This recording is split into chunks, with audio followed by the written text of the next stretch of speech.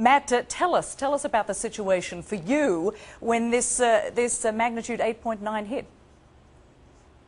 Well, it was absolutely unlike anything I've ever experienced before. I've been living here for 8 years now, and this was quite simply the biggest, longest-lasting earthquake I've ever experienced here.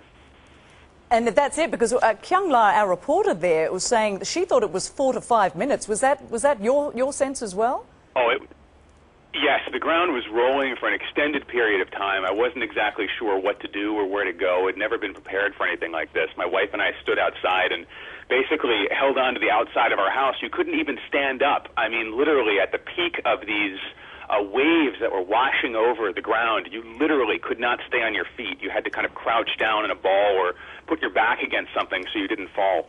And that's exactly what we did for the length of the duration of it, which I would say was about probably a minute to 2 minutes. It felt like a lot longer than that, let me tell you. Indeed. And are you saying that you live there, or that you're actually traveling there? I actually live here. I've lived here for the last 8 years, and I live on the west side of the city in a little section of Tokyo called Kichijoji. And yes, there are earthquakes from time to time, but we have never, ever felt anything on the magnitude, the literal magnitude of what we experience today. And that's exactly the story we hear. Now, Matt, as we are talking, we are looking at this extraordinary wave, another tsunami wave, moving toward the Japanese coast. And where are you located? Are you away from any threat of tsunami coming ashore? Yes, we're very fortunate to be located quite far inland. Of course, there's some rivers and streams around here, but those aren't being affected by the tsunami. We're kind of, I would say, a good 10 to 15 miles away from the coastline, so we don't have to really worry about that where we are. But with the footage that we're seeing, the video that we're seeing on the television screens is just, it's absolutely, it's heart-wrenching, actually, because you know that probably a lot of those people did not have a chance to evacuate before the wave hit, even though they were telling people, you need to get away from the shorelines, you need to get away from the water.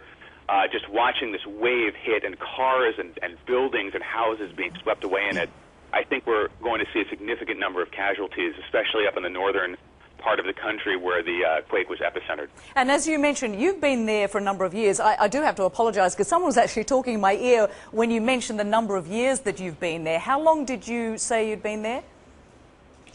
I've been here for 8 years. My wife is Japanese, and she's lived here most of her life. And I can tell you, this was something neither of us we were completely unprepared for this. It was a beautiful spring day. It was sunny outside.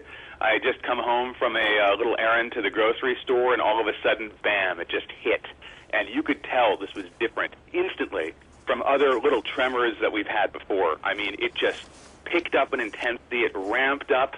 The gentle shaking, and things started coming off the shelves, things started falling off our desks, and you could hear this strange, eerie creaking sound of all of the buildings all around us as they were kind of shaken by this, by the tremor of the ground. And it was something I hope I never have to hear again, but unfortunately we keep getting aftershocks.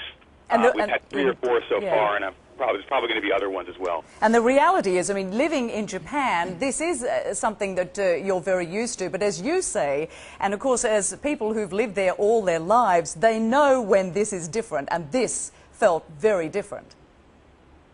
It absolutely did. I think this is going to be a tremor to remember, so to speak, and I think people are going to be talking about this for a long time to come, because really, Tokyo hasn't seen anything like this in decades.